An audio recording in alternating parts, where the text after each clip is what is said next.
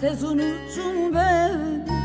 Dağlara mı yazdım yazdım, rüzgara mı yazdım, sulara mı yazdım, tez unuttun beni.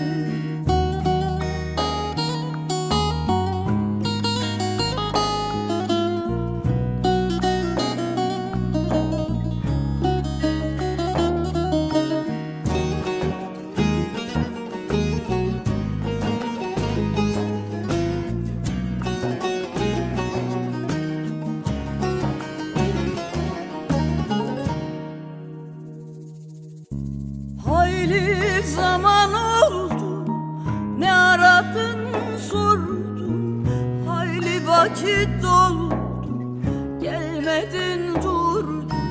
Hasretin hançeri sineme vurdu, demem o ki zalim sen beni yordun. Dağlara mı yazdın, sulara mı yazdın, rüzgara mı yazdın, tez unuttun beni. Dağlara mı yazdım yazdım, sulara mı yazdım, rüzgara mı yazdım, tez unuttun beni.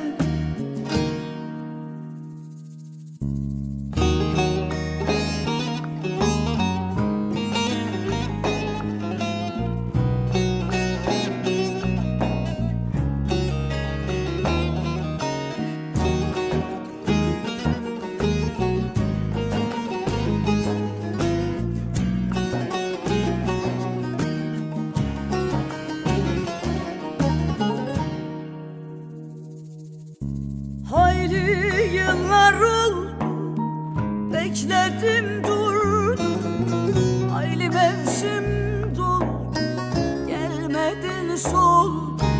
Yarın vicdanına kara su mu doldu, duy sesimiz alır, hayat senle doldu.